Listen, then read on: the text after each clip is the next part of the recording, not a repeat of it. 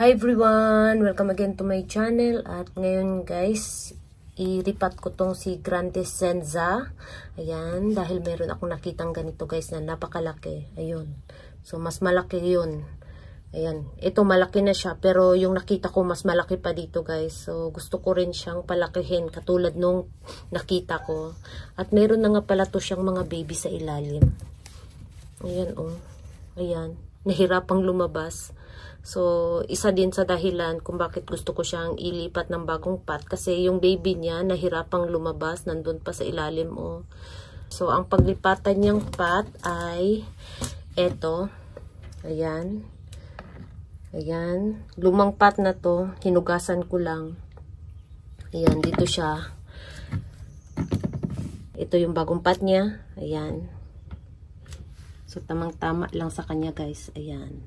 Tamang-tama lang yung laki. At syempre, lagyan natin ng pamis sa ilalim. Ayan. Lagyan na natin ngayon. So, yung gagamitin kong pamis ay large size pa rin. So, ganyan lang guys. Ayan. Ayan. Kapag malaking pot guys, madalas naglalagay ako ng pamis sa pinaka-ilalim. Ayan. Pero pag ganito kaliit, ayan, ganito kaliit, wala na siyang pamis, diretso na siya, lupa na siya agad. Pero kapag ganito, malaking pot, naglalagay talaga ako ng pamis. So, iripat na natin guys, let's go! So, tanggalin na natin, dahan-dahan. Ayan, napakatigas ng kanyang lupa guys. Ayan. Ayan. Wow! Ayan, napaka-ano ng kanyang ugat. Napakadami ng kanyang ugat. Ayan, bumaliko na yung ano, oh, yung pangalan, oh. Ayan, oh. Nag-curve na. So, ito yung pangalan niya, guys. Ayan. Si Grande Senza. Ayan.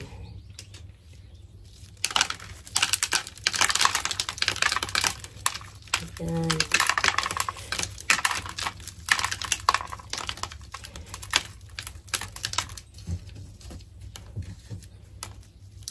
So, ayan. And, tanggalan natin ng mga dry leaves.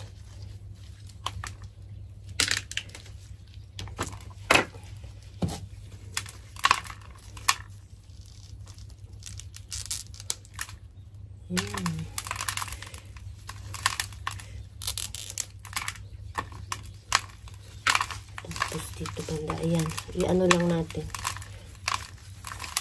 Ayan.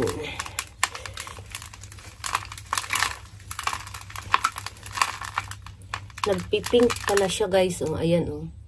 Mayroong pink, diba? Nagpipink siya. So, ang kulay niya is bluish. Mas kumukulay siguro siya kapag stress. Nagpipink siguro siya. Kasi dito sa babang dahon, nagpipink.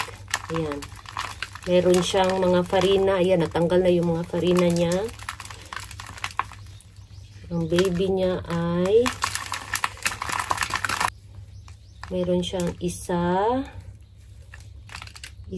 dalawa, meron pang palabas yata, tatlo.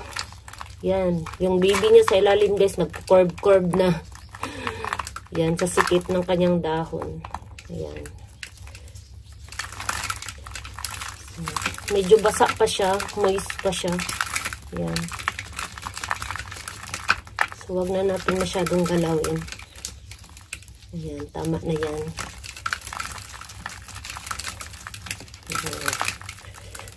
Ayan. So, tama na to. And, ano tayo? Ayan, mayroon na akong cutting, ano dito, cutting soil para sa aking mga succulents.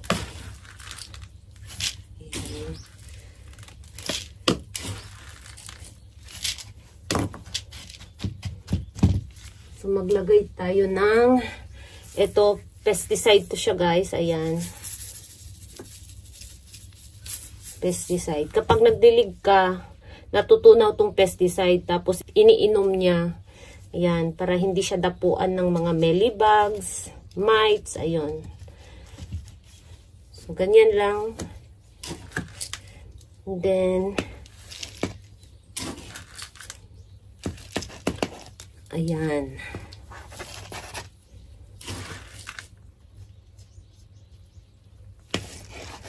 So, ganyan lang kadali. Ayan. So, yung baby, huwag nating tabunan. Ilabas natin yung baby.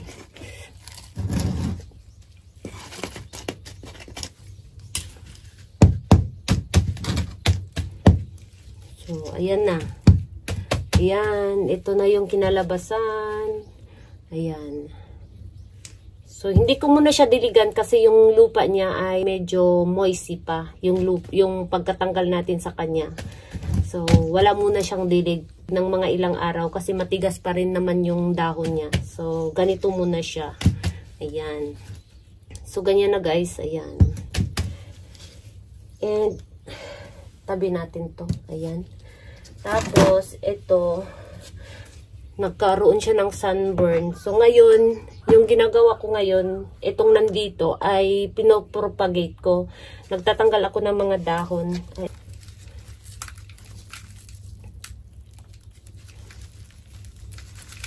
Ayan. Ayan. Napaka-healthy ng kanyang roots. So, ganito lang guys. Ayan. Magtanggal lang tayo ng mga... Ayan. Napakaganda ng pagkatanggal. Ayan. So, istabi natin. So, kapag nagtanggal kayo ng dahon guys, kailangan sunod-sunod. Ayan. Tingnan ninyo yung pagkasunod-sunod ng kanyang dahon. Ayan, ito. Tapos, kailangan galing sa baba, pataas. Ayan, ito. Ito yung pinaka-labas na dahon. Ayan. Hindi siya pwede. Ayan. So, ito. Ayan, hindi rin pwede. So, meron talagang ganun. Okay lang yan. So, habang nagtanggal ka ng mga dahon, pataas ng pataas, ay gumaganda rin naman yung pagkatanggal. Ayan, o. Ito, pwede ito siya. Ayan. Ayan. Kailangan maganda yung pagkatanggal, guys. Ayan, ito. Maganda yung pagkatanggal. Hindi ganito. Ayan, hindi yung naputol, half lang. Kailangan buo. Ayan. Okay, marami-rami na tayong ano. Tingnan nyo rin yung balance ng kanyang rosette. Ayan. So, ito, pwede pa to. Ayan, tanggalin natin to. Ay!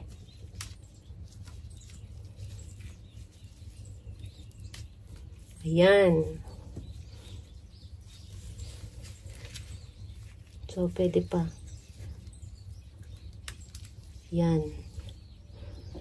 Ayan, na sunburn, ang daming sunburn, paikot yung sunburn. So, ang kulay nito, nagpipink to, guys. Maganda ang kulay nito. Ayan. So, last. Ayan. So, okay na. Ayan.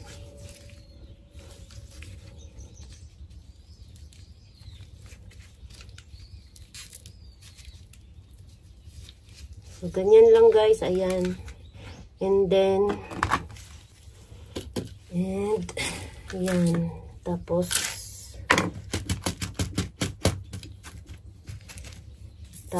lagyan ng konting pesticide. Konti lang, huwag masyadong damihan. Ayan, oh. Konti lang ako maglagay ng pesticide. Tapos, ayan.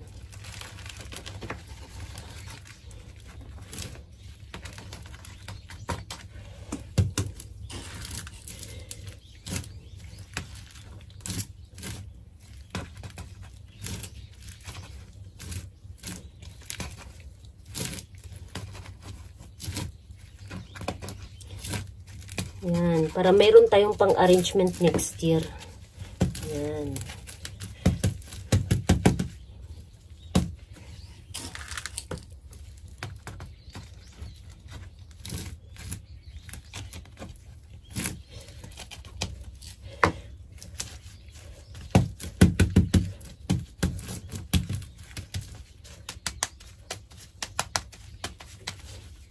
Ganyan na guys, ayan oh. Diba napakabilis? At huwag kalimutan ang pangalan. Ang pangalan niya ay si, ayan, Star Mark. So, syempre, huwag nyo rin kalimutan yung pangalan niya. Itong dahon na to. Ayan. So, next, ito si, ayan, si Rose Bay. Para siyang si avocado cream, no? Yan, si Rose Bay to, guys.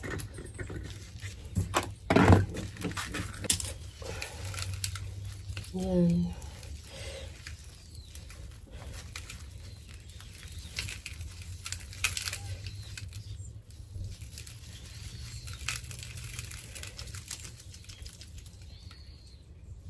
Ang dami niyang baby, oh. Ang daming baby na naglabasan, oh.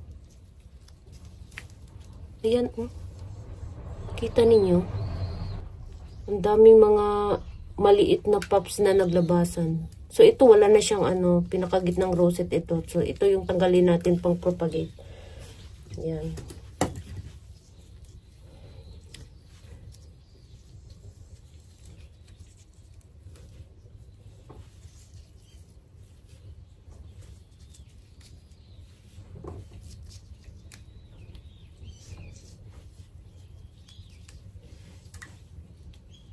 Ang dali lang tanggalin ng kanyang ano, dahon.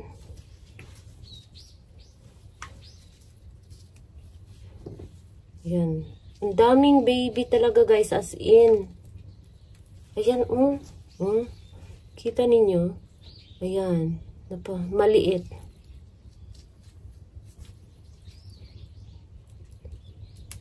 Dito din. Ayan, dito din, Diba? Ang dami. So, yung rosette talaga niya guys, hindi ako maka-move on. Hindi pantay. Tapos, marami siyang mga baby sa, ayan Kaya, wag na natin tanggalin itong mga malaking dahon. Baka may baby din na palabas, matanggal pa. Sayang. So, ganito na lang. So, ayan. Dito uli. And, yan. Tapos, pesticide na naman. So, ganyan lang ako mag-repot, guys. Yan. Diba, napakabilis kong mag-ano ng halaman. Mag-repot. Mag-repot ng succulents. Ayan. Kaya, hindi masyado akong nagbibideo yung mag-repotting kasi wala namang naiba.